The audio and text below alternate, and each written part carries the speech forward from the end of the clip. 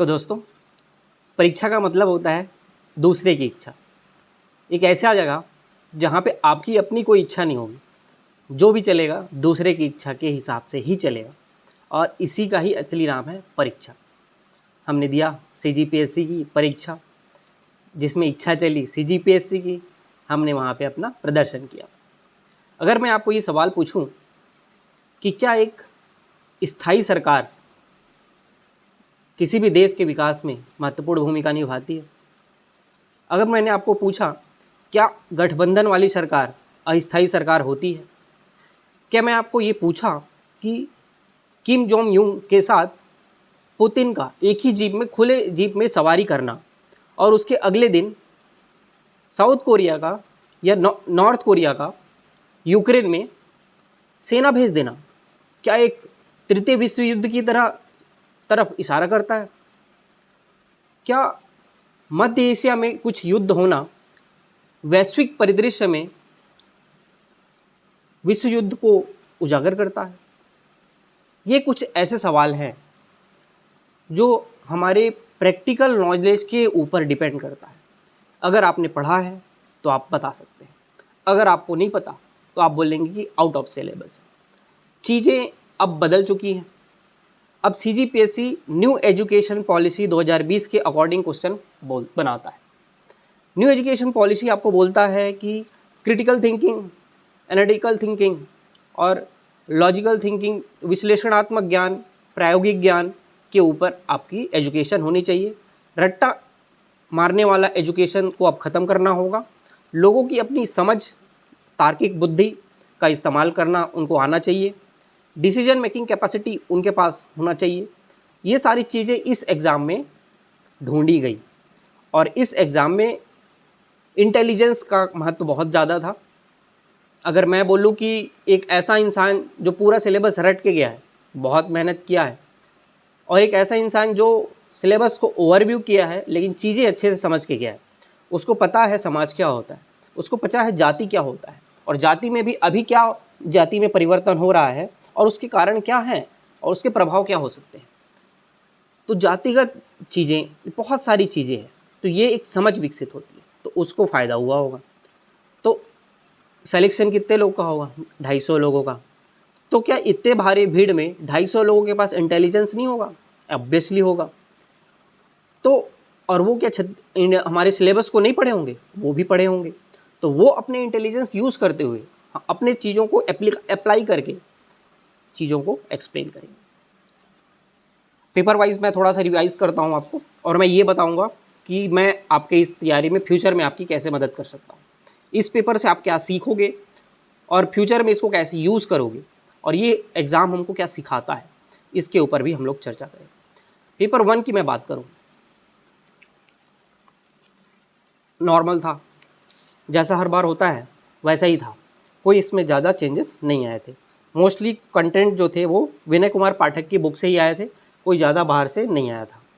तो अगर आपने विनय कुमार पाठक सर की बुक पढ़ा है, हाँ, वो लेटर वाला पोर्शन जो हर बार आता है, बाहर से कुछ क्वेश्चन आते हैं, आदेश अनुस्मारक इस बार पूछ लिया, तो वो इस बुक में आपको नहीं मिला हुआ। तो मैंने आपको शुरू से बोला था, जो मेरे साथ तैयारी किए थे, कि आपको प्रतियोगिता सारांश की बुक पढ़नी है।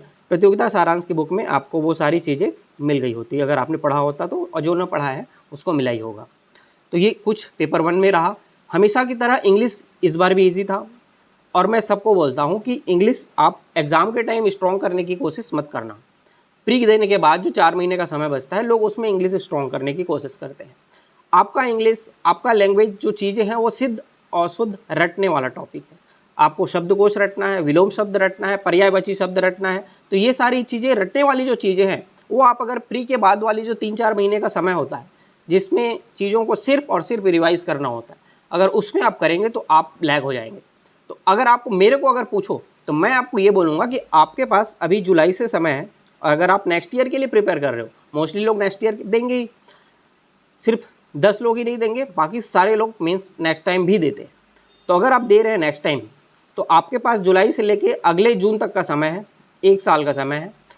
मैं मानता हूँ कि आप 1 नवंबर को प्रीलिम्स का टेस्ट सीरीज आप जब से शुरू होता है तब से प्रीलिम्स की पढ़ाई शुरू करेंगे। तो 1 नवंबर के जो पहले का समय है, इसमें आप जो आपके वीक पॉइंट होंगे, जो आपके वीक सब्जेक्ट होंगे, उनको स्ट्रॉन्ग करने की कोशिश करेंगे। इसमें सबसे इम्पॉर्टेंट चीज़ होता है एक मैथमेटिक्स और दूसरा होता है लैंग्वेज। लैंग्वेज में जो भी रटने वाला प्रोसेस है उसको रटिए, और वो एक दिन में नहीं होता है, वो एक ग्रेजुअल प्रोसेस है। Learning is a way process, वो आप धीरे धीरे करेंगे तो धीरे धीरे होगा। तो मेरे साथ जो लोग तैयारी किए थे, मैंने उनको पर डे टास्क के थ्रू ये कराया था, और हम लोग जो 10 जुलाई को नया बैच स्टार्ट करने जा रहे हैं उसमें भी हम लोग ये कंटिन्यू करेंगे। तो लैंग्वेज अभी से आप उसको स्ट्रॉन्ग करो, उसमें कोई ज़्यादा है नहीं। ऐसे की मैं बात करूँ, इंडियन ऐसे छत्तीसगढ़ ऐसे सारे लोग की तरह मैंने भी जो प्रेडिक्ट किया था सारे फंसे थे। इसमें कोई नई बात नहीं है कि मैंने ही जो प्रेडिक्ट किया था फंसा था, सब प्रेडिक्ट किए थे, सब फंसा था। और ये हर साल होता है, हर साल ऐसा होता है कि ऐसे जो प्रेडिक्ट किया जाता है वो फंसता ही है। तो आपको क्या करना है, ऐसे में कैसे स्कोर करना है। ऐसे में अधिकतर लोग जो कंपटीशन से बाहर होते हैं वो मार्केट के मैगजीन के ऊपर डिपेंडेंट होते हैं। अब मार्केट में मैगजीन आएगा और आप ऐसे की तैयारी करोगे, ये आप सोच के रखे हो, तो फिर आप पीछे हो जाओगे। अब मैं फॉर एग्जांपल कि इस साल जो छत्तीसगढ़ जैसे इस पर्स वाली बुक मैंने भी पढ़ी, मैंने देखा उसमें कि अच्छे से दिया हुआ था, मतलब वो अपनी तरफ से जितना दे सकते थे अच्छे से दिया हुआ है। लेकिन अगर विकसित छत्तीसगढ़ की बात करें या विकसित भारत की बात करें, तो वो चीज़ें किसी देश को विकसित भारत कब बोला जाएगा, किसी देश को विकसित राज्य कब बोला जाएगा, वो उसमें मिसिंग है। वो चीज़ें तब आई थी बहुत ज़्यादा जब विकसित भारत का कॉन्सेप्ट इंडिया के लेवल पे उठ रहा था। अगस्त के समय बहुत ज़्यादा उजागर हुआ था जब प्रधानमंत्री जी ने बोला था कि हम लोग विकसित भारत विकसित छत्तीसगढ़ बनाएंगे। उस समय विकसित बहुत करके आया था। मेरे डेली रूटीन रहता है, मैं करंट अफेयर हमेशा थरोली बहुत अच्छे से पर डे 1 आवर देता ही हूँ, और मैं द हिंदू का एडिटोरियल एनालिसिस ओनली एज का हर डे सुनता हूँ। उस समय बहुत अच्छे से सुमित सर ने समझाया था कि किसी भी देश को विकसित देश बोला जाता है, उसके 3 चीज़ या 4 चीज़ पैरामीटर होते हैं। पहला पैरामीटर होता है कि उस देश की ह्यूमन डेवलपमेंट इंडेक्स 0.8 से ऊपर होना चाहिए। इंडिया की कितनी है 0.64, हमको 0.8 से ऊपर जाना चाहिए, ये फर्स्ट क्राइटेरिया होगा। सेकंड क्या होता है, पर कैपिटा इनकम $12,700 से ऊपर होना चाहिए। अभी इंडिया की पर कैपिटा इनकम कितनी है $2,700, 2700। हमको चाहिए कितना 12,700, एक $10,000 ऊपर और चाहिए। तो हम लोग अभी निम्न मध्यम आय वर्ग में हैं, हमको 12,700 से ऊपर जाना है। तो ये दूसरी क्राइटेरिया होगी। थर्ड क्राइटेरिया ग्रोथ रेट का, उस देश की ग्रोथ रेट बहुत अच्छी होनी चाहिए, पॉजिटिव होना चाहिए, ताकि वो ग्रोथ फ्यूचर में अच्छी से कर पाए। ग्लोबल एवरेज जीडीपी ग्रोथ अगर की बात करें तो 2 से 3% होता है, लेकिन हमारे इंडिया में 6-7% होता है, छत्तीसगढ़ में भी 6 से 7% होता है। तो इस मामले में हम लोग अच्छा है। फोर्थ पैरामीटर होता है कि उस देश के अधिकतर लोग स्किलफुल हों, एजुकेटेड हों और एम्प्लॉयड में हों। तो ये स्थिति जब आती है तो किसी देश को विकसित कहा जा सकता है। तो इन सारे पैरामीटर को हम लोग मान लेंगे कि ये हमारे विकसित देश के पैरामीटर हैं। तो आप अगर ये नहीं पढ़े हो उस समय जो मैंने पढ़ रखा था, तो ये डिफरेंस क्रिएट करेगा आपके विकसित भारत के विकसित छत्तीसगढ़ के ऐसे को क्रिएट करने में। अगर आपने फुली डिपेंडेंट हो गए हो कि मार्केट में कोई रेडीमेड मटेरियल देगा और आप उसके हिसाब से ऐसे क्रिएट करोगे, तो आप पीछे हो, अभी से पीछे हो, ये मैं आपको बता दे रहा हूँ। कोई भी चीज़ जब आता है, कोई योजना जब इम्प्लीमेंट होती है, उस समय जो न्यूज़ बनता है और आपने उस समय उस चीज़ को पढ़ा है, तो वो स्थायी रूप से याद हो जाता है। और उस समय जो चीज़ें हैं, बहुत सारे इंटेलेक्चुअल, बहुत सारे नॉलेजेबल लोग बहुत सारे आर्टिकल लिखते हैं, उससे बहुत किसी भी चीज़ के जैसे बोला जाता है 2 पक्ष होते हैं, एक पक्ष होता है और एक विपक्ष होता है, दोनों आयाम होते हैं। दोनों आयाम को जाने बिना आप किसी भी चीज़ में अपना डायमेंशन, अपनी बुद्धि का इस्तेमाल करके उसमें निर्णय नहीं ले सकते। तो आपको दोनों पक्षों को जानने के लिए, कोई भी ऐसा इंसान नहीं है जो सब कुछ जानता है, तो ज़्यादा जानने के लिए आपको ज़्यादा पढ़ना पड़ेगा, ज़्यादा पढ़ने के लिए आपको ज़्यादा मेहनत करनी होगी, और मेहनत करने के लिए आपके अंदर वो जुनून होना चाहिए जो सबके अंदर नहीं होता है। अधिकतर लोग को क्या होता है, रेडीमेड मटेरियल चाहिए कि वो कोई दे दे मैं, और मैं उसको पढ़ लूँ और वहाँ जाके कॉपी पेस्ट कर दूँ, मैं अपनी तरफ से कोई मेहनत नहीं करूँगा। और यही मेहनत कामचोरी जो है मानसिक बुद्धि को कमज़ोर कर देती है। तो आपको हमेशा अपने अंदर की जज्बा और मेहनत करने की जुनून को जगाए रखना होता है। तो और ये छत्तीसगढ़ के ऐसे में हमेशा देखो, क्या पर्यटन पूछा है, संस्कृति पूछा है और ये संसाधन पूछ रखा है। तो अगर आपने छत्तीसगढ़ का ही बेसिक नॉलेज है तो आप इसे आराम से लिख सकते हो। तो कंटेंट हमेशा ये होता है कि अगर आपने सीजी का पोर्शन, सीजीजीएस आपका अच्छा है, सीजीजीएस आपने अच्छा कर रखा है, तो आपका ऐसे बहुत अच्छा बन सकता है। आपको 1 से 2 ऐसे सीजीजीएस से कंप्लीट हो जाते हैं और 1-2 ऐसे हमेशा फंस जाते हैं। जैसे इस साल मतारी बंधन प्रेडिक्ट किए थे, वो आया नहीं था। तो ये हमारा ऐसे के ऊपर आपका रहेगा, हमेशा आज से ही करंट इश्यूज़ के ऊपर आप अपनी पकड़ बना के रखें। और ख़ास करके जनमन मैगज़ीन हर मंथ जो आता है उसको ज़रूर पढ़ें, जो भी क्रक्स मिलता है उसको एक कॉपी बना के रखें। पेपर 3 की मैं बात करूँ, एप्लीकेशन बेस्ड क्वेश्चन था। ये पूरे जीएस में जितने क्वेश्चन पेपर सेलेक्ट करने वाले आए होंगे उनको एक ही निर्देश दिया गया था कि आपका थीम ये है कि आपका थीम ये होगा कि आपको एप्लीकेशन बेस्ड क्वेश्चन पूछना चाहिए, डायरेक्ट क्वेश्चन नहीं पूछना है। और ये थीम को सारे पेपर में फॉलो किया गया पेपर 3 के बाद से, कि डायरेक्ट क्वेश्चन आपको एक भी नहीं पूछना है। आप क्या करो, एक भी नहीं, मतलब रेशियो होता है हमेशा क्वेश्चन पेपर सेलेक्ट करने का। पहले ये रेशियो थोड़ा अलग था, अब रेशियो थोड़ा सा अलग हो चुका है। पहले रेशियो क्या था, 70% या 80% डायरेक्ट सिलेबस से पूछो और 20 से 30% क्वेश्चन इधर उधर से घुमा फिरा के पूछो। ये हमारा पैटर्न होता था। ऐसा नहीं है कि इधर उधर से सवाल या घुमा फिरा के सवाल पहली बार आए हैं, बाहर से भी आते थे, पहले भी आते थे, लेकिन कम आते थे। इसका रेशियो अब क्या हो गया है, 30 से 40% डायरेक्ट सवाल पूछो और बाकी जो सवाल होंगे वो आप बाहर से पूछो। ये पैरामीटर हमने पीसीजीपीएससी ने सेलेक्ट किया और ये सारे पेपर में फॉलो किया। पेपर 3 में हमें सारे, जैसे वीर नारायण सिंह के योगदान के बारे में पूछ रहा है और आज़ादी हिंद फौज के योगदान के बारे में पूछ रहा है, तो उनके योगदान आप पढ़े होंगे कि उन्होंने क्या क्या काम किया, कब कब किया, उसी से लिंक करके अपने बुद्धि के यूज करके आपको उनके योगदान को एक्सप्लेन करना था।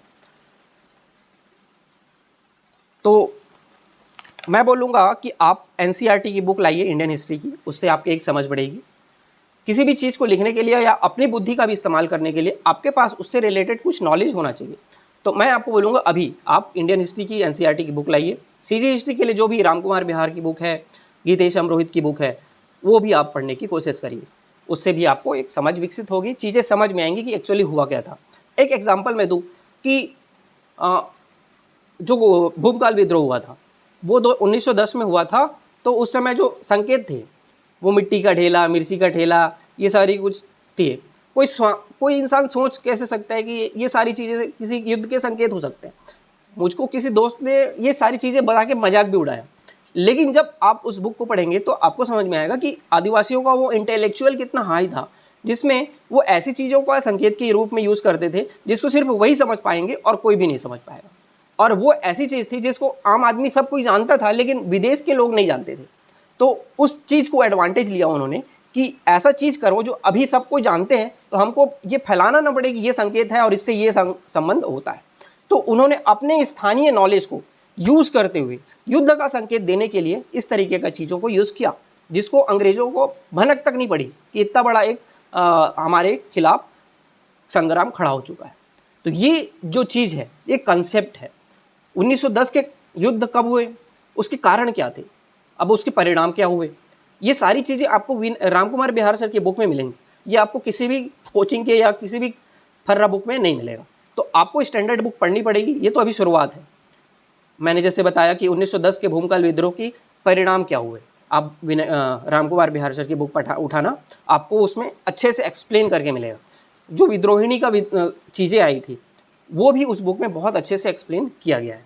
इससे पहले जो सामंत भारती ये सारी केस आए थे, कोचिंग की बुक में तो बाद में फंसे, उस छपे हुए हैं, उस बुक में पहले से बहुत अच्छे से एक्सप्लेन किया हुआ है। तो स्टैंडर्ड बुक आपको पढ़नी पड़ेगी। आप ये नहीं कि कोई रेडीमेड मटेरियल आपको लिख के दे दिया, उससे आपका एग्ज़ाम नहीं निकलेगा। तो ये पेपर 3 का कंक्लूजन हुआ आपके साथ मेरा। पेपर 4 में साइंस की मैं बात करूँ तो केमिस्ट्री थोड़ा टफ बना दिया गया था। फिजिक्स और साइंस मतलब बायोलॉजी ये थोड़ा इजी था। इसमें क्वेश्चन थोड़े बन रहे थे। 15 नंबर वाले सवाल में जो उत्सर्जन वाला पोर्शन था वो आउट ऑफ सिलेबस था, लेकिन जो 15 अदर क्वेश्चन थे फिजिक्स वाला वो हमारे नोट्स से था, जो मैंने हमारे स्टूडेंट ने तैयारी किया था, मैंने नोट्स जो बनवाया था वो आप देखना, उसमें बहुत अच्छे से P type, N type, P N type, अर्धचालक का पूरा अच्छे से जैसे मैंने पूरा सीक्वेंस से लिखा है वैसे ही उसमें क्वेश्चन पूछा गया। तो एज इट इज़ आपने वहाँ पे छाप दिया होगा। तो ये साइंस की बात जो हुई आपको क्या होगा, एक अच्छा सा नोट्स बना होगा, आपको उसको अभी से रट के बैठना होगा।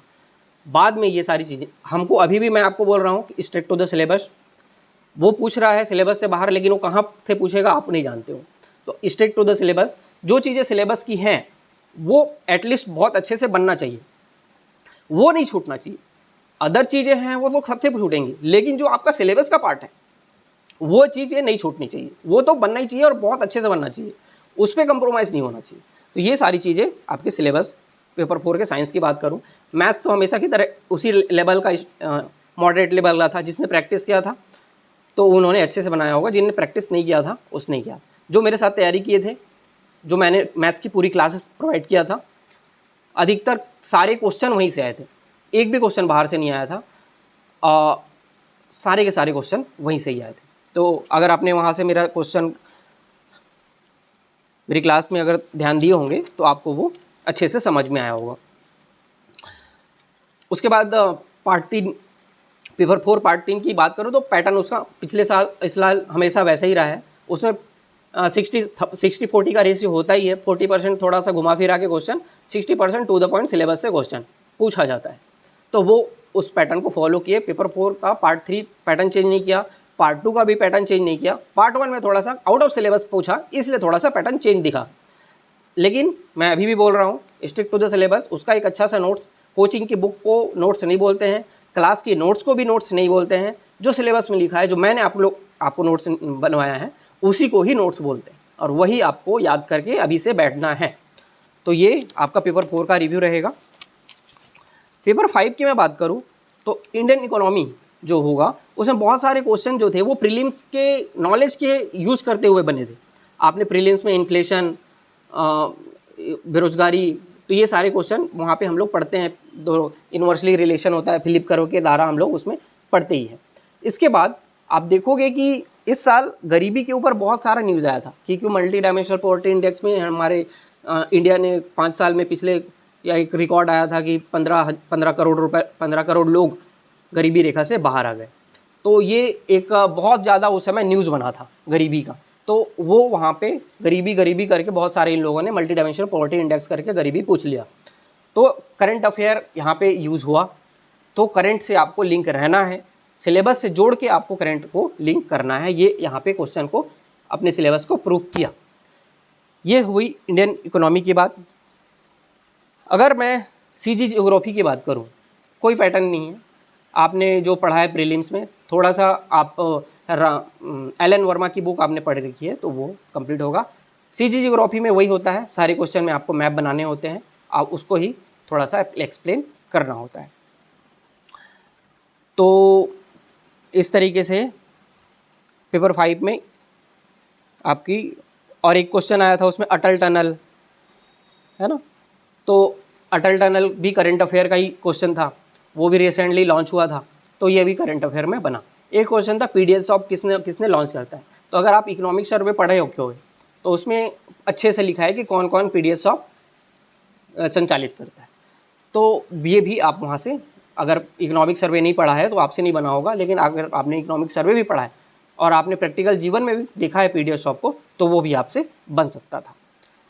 तो पेपर 5 में इंडियन इकोनॉमी में जो इंडियन जियोग्राफी जो था, खनिज से हर साल 10 नंबर का सवाल बनता है, इस साल भी बना। और मैंने खनिज के जो नोट्स आपको बनवाया था, सारे क्वेश्चन वहीं से बन जाएंगे, आपको एक भी चीज़ें एक्स्ट्रा उससे और नहीं करना पड़ेगा। अंकलेश्वर से लेके सारी चीज़ें मैंने अच्छे से शॉर्ट एंड स्वीट में कराया था, तो आपको वो ज़रूर मिला होगा। और जो सीजी का बजट वाला क्वेश्चन था 15 नंबर का, वो तो रेडीमेड क्वेश्चन आपको मिला। तो और जो वन उद्योग के बारे में थे वो क्वेश्चन भी मैंने कराया था। तो 30 नंबर का सवाल तो सीधे सीधे हमारे रेडीमेड क्वेश्चन आ गए थे, जो मैंने आपको लिख के दिया था। अगर आपको मैंने जो भी 12-15 क्वेश्चन लिख के दिया था, उसमें 2 बड़े जो 15 नंबर के सवाल थे सीधे आ गए थे। 30 नंबर आपका तो वहाँ से रेडीमेड जैसे मैंने लिख के दिया था, कॉपी पेस्ट किया होगा तो आपको अच्छे से मिल गया होगा। ये चीज़ें थी। तो इसमें करंट अफेयर का यूज़ हुआ। पेपर 6 में बात करूँ, दर्शन में भी उनको डायरेक्ट बोल गया था कि डायरेक्ट क्वेश्चन नहीं पूछना है, थोड़ा सा एनालिटिकल घुमा के कॉन्सेप्चुअल पूछना है। लेकिन इसमें भी थोड़ा सा नॉलेज रखने वाले लोगों को दिक्कत नहीं हुआ होगा। जैसे प्रज्ञाशील समाधि है, सबको पता है अष्टांगिक मार्ग से उसको जोड़ा जाता है। अष्टांगिक मार्ग में 8 अंग हैं, तो आठों में कुछ को प्रज्ञा बोलते हैं, 2-3 को प्रज्ञा बोलते हैं, 2-3 को शील बोलते हैं और कुछ को समाधि बोलते हैं। तो ऐसा उनमें विभाजन होता है।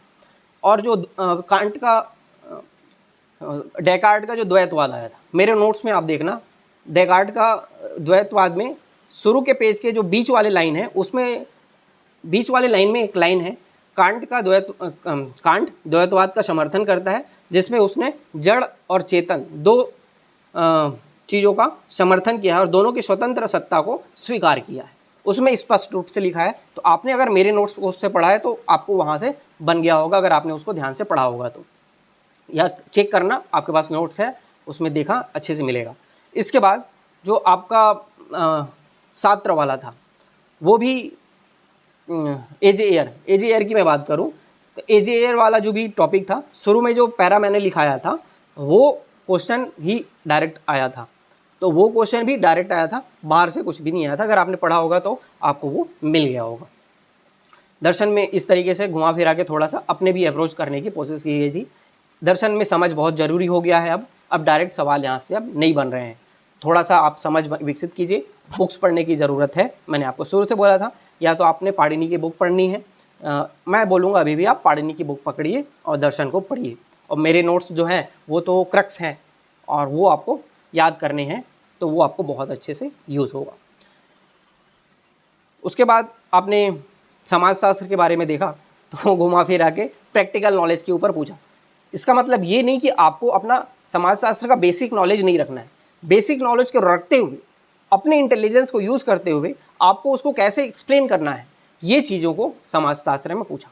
समाजशास्त्र का उद्देश्य ये था, इंसान एक समाजशास्त्र आदमी है, समाज में रहता है, उसको अपने समाज की कितनी जानकारी है, उसको अपने समाज की संस्कृति की कितनी चाहत है, उससे कितनी जुड़ाव है, ये चीज़ों को चेक करना इनका एक उद्देश्य था, जिसमें उन्होंने इस क्वेश्चन के माध्यम से सफलता प्राप्त की। और जिन्होंने जो लिखा होगा वो उनकी समझ को अपनी कॉपी में दर्शाया होगा। तो इसमें भी कोई टफ नहीं है, आपकी समझ विकसित है, लेकिन आपको अपना बेसिक जो नॉलेज है, अपनी सिलेबस का नॉलेज है, वो तो आपको पढ़ना ही पड़ेगा। पेपर 7 की बात करूं, ये तो हमेशा से ही अनप्रेडिक्टेबल पेपर होता है, लेकिन जो पार्ट 3 का टॉपिक होता है एजुकेशनल इंस्टीट्यूशन का, ये हमेशा अच्छा होता है और ये हमेशा स्कोरिंग होता है। पार्ट 1 हमेशा ही उलझा हुआ होता है, लेकिन इस बार थोड़ा सा कम उलझा था, क्योंकि स्कीम जो थे सीधे सीधे डायरेक्ट वाले आ गए थे। 15 नंबर में खास करके ICDS पूछ रखे हैं, तो अब महतारी वंदन पूछ रखे हैं और आपका हाट बाजार क्लिनिक पूछ रखा है। और कुछ क्वेश्चन जो थे उल्टे पुल्टे, वो किसी से नहीं बनेंगे। अगर आपको लगता है कि किसी ने बनाया होगा तो आपने गलत सोच रहे हो। वो चीज़ें किसी से भी नहीं बन सकती है। जो ये परिणामिक वरिष्ठता है,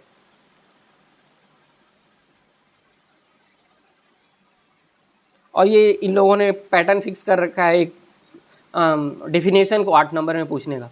पता नहीं कैसे एक डेफिनेशन को 8 नंबर में एक्सप्लेन किया जा सकता है, ये मैं अभी भी नहीं समझ पा रहा हूँ। तो ये चीज़ें थी कि आपको पार्ट 7 का पार्ट 1 में, पेपर 7 का पार्ट 1 में सबसे पहले CG की जो योजनाएं हैं, जिसमें मुख्य सोर्स होता है इकोनॉमिक सर्वे का लास्ट का 4 चैप्टर। आप इकोनॉमिक सर्वे फोटो आपके पास लाइए फोटोकॉपी, उसका आखिरी के 4 पेज चैप्टर देखिए, उसमें आपको सारी योजनाएं मिलेंगी। आपको पेपर 7 पार्ट 3 में क्या पूछा था, निःशक्त जनों से संबंधित योजनाएं, केंद्र सरकार की कोई एक क्वेश्चन था, केंद्र सरकार की कुछ योजनाएं आपको पूछ रखा है, ICDS की योजनाएं। तो लगभग आपको 50 नंबर का सवाल लास्ट के इकोनॉमिक सर्वे के 4 चैप्टर आपने पढ़ रखा है तो आपका कवर हो जाता है। और ये अगर आपने अभी से नहीं किया, आखिरी में बर्डन हो जाता है। तो चीज़ों को आपको अभी से ही एक्सप्लेन, चीज़ों को अभी से ही समझ विकसित करनी होगी, चीज़ों को अभी से ही याद करके रखना होगा, पढ़ के रखना होगा। पार्ट 2 की मैं बात करूं, मैंने G20 का प्रेडिक्ट किया था, G20 आ गया था। मैंने आपको बोला था G20 इंडिया के पर्सपेक्टिव में महत्व उसका आएगा, तो वो आप देख लेना, आ गया था। इसके अलावा जो इंटरनेशनल रिलेशन होता है उससे क्वेश्चन बने, यूरोपियन यूनियन से उसका रिश्ता क्या होता है। एग्जाम्पल मैं बताता हूँ, यूरोपियन यूनियन से इंडिया का रिलेशन कैसा हो सकता है। एक ऐसा आंसर मैं कैसा सोच रहा हूँ वो मैं बता रहा हूँ। इसमें क्या हो सकता है, आप पैरामीटर डिसाइड कर सकते हो अपनी सोच से, उसके सारे, जैसे एक मैंने बोला कि शिक्षा की एक हेडिंग दिया आपने कि शिक्षा से जुड़ा, तो भारत के बहुत सारे स्टूडेंट यूरोपियन यूनियन के कंट्रीज़ में एजुकेशन, हायर एजुकेशन लेने के लिए वहाँ पे जाते हैं। ये एक जुड़ा हो सकता है। सेकंड, इन्वेस्टमेंट, निवेश। इसमें क्या होता है कि इंडिया की बहुत सारी कंपनी जैसे टाटा की इन्वेस्टमेंट बहुत है यूरोपियन यूनियन में। इसके अलावा यूरोपियन यूनियन की बहुत सारी कंपनी जैसे मर्सिडीज़ हैं, कार की बहुत सारी लग्जरियस ब्रांड्स हैं, हाइड्रोजन ईंधन है। तो ये सारी कुछ चीज़ें हैं। तो एक हेडिंग बना सकते हो आप टेक्नोलॉजी का। तो ये सारी टेक्नोलॉजी एक्सपर्ट का इंटरैक्शन, ये भी चीज़ें इंटरलिंक हो जाती हैं रिलेशन में। एक ट्रेड बना सकते हो जिसमें अब डाटा याद नहीं है तो क्या लमसम लिख दिए कि हाँ 90-100 बिलियन डॉलर का दोनों कंट्रीज़ के बीच में लेन देन है। तो ये एक आर्थिक जुड़ाव उनके साथ जुड़ता है। इसके अलावा आप शिक्षा से जोड़ा, आपने प्रवास से जोड़ सकते हो कि यहाँ से बहुत सारे प्रवासी वहाँ पे रहते हैं। आपने वहाँ पे तकनीक से जोड़ा, व्यापार से जोड़ा, शिक्षा से जोड़ा, संस्कृति से भी जोड़ सकते हो। जर्मन में स्वास्तिक का यूज होता है, हमारे यहाँ भी स्वास्तिक संस्कृत ऐसा कुछ जोड़ सकते हो। तो आर्यन कल्चर भी जुड़ता है। और अभी जो G20 में Indian middle east economic corridor generate हुआ था जिसमें MOU, यूरोपियन यूनियन भी उसमें एक स्टेक होल्डर है। तो यूरोपियन यूनियन भी स्टेक होल्डर है, तो उससे भी एक आपको उससे जुड़ा हो सकता है। ऐसे करके कुछ पैरामीटर आपने डिसाइड कर सकते हो। और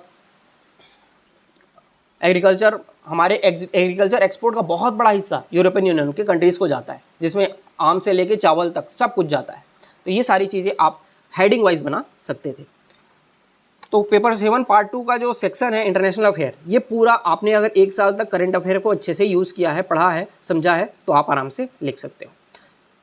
तो ये पेपर वाइज एनालिसिस था। अब मैं बताता हूँ इसमें मैं आपकी क्या मदद कर सकता हूँ। जो मुझको जानते हैं, कुछ लोग होंगे जो जानते होंगे, कुछ लोग होंगे जो नहीं जानते होंगे। तो मैं बता रहा हूँ कि 10 जुलाई से हम लोग, जैसे मैं हर बार प्री के बाद और मेंस के बाद 1 साल के लिए अपने साथ स्टूडेंट को बांधता हूँ। अभी मेंस के बाद अगले मेंस तक, लेकिन मैं एक बार ही साथ में नहीं जोड़ता हूँ, 2 बार करके जोड़ता हूँ। अभी जैसे प्री हुआ, आपको मैं अभी में से मेंस हुआ, मेंस के बाद अगले प्री तक मैं आपको अपने साथ रखूँगा। इस बीच में आपको प्री और मेंस का पूरा तैयारी कराता हूँ। उसके बाद हमारा बैच उसमें ख़त्म हो जाता है। अगर किसी को कंटिन्यू होता है, किसी को लगता है प्री निकल रहा है या फिर लगता है नहीं स्टडी को कंटिन्यू रखना है, तो प्री के बाद मैं फिर से अपने साथ स्टूडेंट को जोड़ता हूँ और प्री के बाद से लेके मेंस तक हम लोग फिर साथ में पढ़ाई करते हैं। इस बीच में सिलेबस को पूरा कवर करने की कोशिश करता हूँ और पूरे नोट्स को प्रिपेयर कराने की कोशिश करता हूँ। मैं आपको अब यहाँ पे चाहते तो हैं आप मेरे साथ जुड़ भी सकते हैं। 10 जुलाई से हमारा बैच शुरू हो रहा है। 2 जुलाई को इसका डिटेल वीडियो मैं लेके आऊँगा जिसमें मैं बताऊँगा कि मैं आपको इसके बैच में आपको कराने वाला हूँ क्या। इस पर डिटेल वीडियो आपको 2 जुलाई को मिलेगा। मेरी तरफ से आपको अभी क्या रिकमेंडेशन है कि आप फ्यूचर की प्रिपरेशन कैसे करोगे। आपको क्या करना है, ओनली आईएएस यूट्यूब में एक चैनल है जो यूपीएससी की तैयारी कराते हैं। वो क्या करते हैं, द हिंदू का एडिटोरियल एनालिसिस आधे घंटे का एक वीडियो होता है, पर डे आता है। सुमित तिवारी सर होते हैं जो मेरे गुरु हैं, मैं उनको अपना गुरु मानता हूँ। और ओनली आईएएस का एडिटोरियल एनालिसिस आप पर डे सुने। उनकी प्रीलिम्स बूस्टर एक न्यूज़ एनालिसिस आता है, तो प्रीलिम्स बूस्टर में आप उसको भी सुने। सिर्फ सुने, अगर कुछ चीज़ आपको अच्छा लगता है एक कॉपी बना ले इंडियन वाला। अगर आपको लगता है इस टॉपिक से नेक्स्ट ईयर ऐसे भी बन सकता है, जैसे मैंने बताया विकसित भारत का मैं उस टाइम सुन रखा था तो वो आपको मिला, तो आप उसको लिख सकते हो। मैं 3 साल पहले की मैं बात करूं, जब न्यू एजुकेशन पॉलिसी आई थी उसमें क्वेश्चन था कि उसमें एक क्लॉज है न्यू एजुकेशन पॉलिसी में कि शिक्षा का अंतर्राष्ट्रीयकरण करना है। इसमें क्या होता है कि भारत के यूनिवर्सिटीज़ विदेश में अपने ब्रांच खोल सकते हैं और विदेश की यूनिवर्सिटीज़ इंडिया में अपने ब्रांच खोल सकते हैं, और भारत को एक विश्व गुरु बनाने की कॉन्सेप्ट की बात की गई थी। इसमें उस समय दोनों पक्ष आए थे कि हाँ पक्ष में क्या हो सकता है, इसके विपक्ष में क्या हो सकता है। तो ये क्वेश्चन डायरेक्ट 15 नंबर में आ गया था और मैंने उस समय सुन रखा था, तो मेरे को याद था, मैंने भी इस साल मेंस दिया तो मैं भी उसमें लिखा कि हाँ विदेशी इंस्टीट्यूशन हमारे कंट्रीज़ में आएंगे तो उसमें उनकी कुछ रिसर्च होंगे, वो होगा, यहाँ की यूनिवर्सिटीज़ से लोकल उनके टाइज होंगे, रिसर्च पेपर पब्लिश होंगे, यहाँ एजुकेशन नॉलेज का एक्सचेंज होगा, फॉरेन इन्वेस्टमेंट आएगी, विदेश से भी स्टूडेंट हमारे कंट्रीज़ में पढ़ने आ सकते हैं। जो इंडिया के स्टूडेंट जो फॉरेन कंट्री में पढ़ने जाते हैं वो उनको यहीं पे हायर एजुकेशन फॉरेन कंट्रीज़ के लेवल की मिल सकती है। तो इंडिया में शिक्षा का ग्लोबलाइजेशन होगा, तो एक शिक्षा का हब बन सकता है जिसमें ना सिर्फ इंडिया के स्टूडेंट पढ़ने आएंगे, विदेशों से भी लोग इंडिया में पढ़ने आएंगे। तो ये कुछ फेवर थे कंटेंट के। इसके अलावा उसमें कुछ विपक्ष में बात करें तो उसमें क्या होगा कि उनकी एजुकेशन की सिस्टम और हमारे इंडिया के एजुकेशन की सिस्टम दोनों अलग हो सकते हैं, क्योंकि वो तो आएंगे। अब वो जैसे MIT की मैं बात करूँ, Massachusetts institute of technology, Harvard's की बात करूँ, तो वो लोग अपने एजुकेशन पॉलिसी को हमारे हिसाब से नहीं चलाएंगे, वो तो इंडिपेंडेंसी की बात करेंगे। तो हमारे उनके थोड़े से पैरेलल ख़राब हो सकते हैं। इसके अलावा एक अनहेल्दी कंपटीशन हो सकता है, और शिक्षा को क्या हो सकता है, वाणिज्यीकरण हो सकता है, व्यापार हो सकता है, बहुत सारे फीस लिया जा सकते हैं। यहाँ से मान लो बहुत सारा एक जैसे वो बोलते हैं ना कि सोसाइटी क्रिएट हो जाना कि हाँ अच्छे लोग हैं, अमीर लोग हैं, तो वो कहाँ पढ़ेंगे, वो ग्लोबल यूनिवर्सिटीज़ में पढ़ेंगे, फॉरेन यूनिवर्सिटीज़ में पढ़ेंगे। तो एक क्लास अनडायरेक्टली क्लास क्रिएट हो जाएगा, अनहेल्दी एजुकेशन कंपटीशन भी हो सकता है। तो कुछ इसके नेगेटिव भी है। तो इसके आंसर में आप दोनों लिख सकते हो, पक्ष में तर्क और विपक्ष में तर्क, और फाइनली आपको एक अपने तरफ से बैलेंस फॉर्म में, क्योंकि नेशनल एजुकेशन पॉलिसी इसको सपोर्ट किया है, तो आप इसके अगेंस्ट में नहीं बोल सकते हो।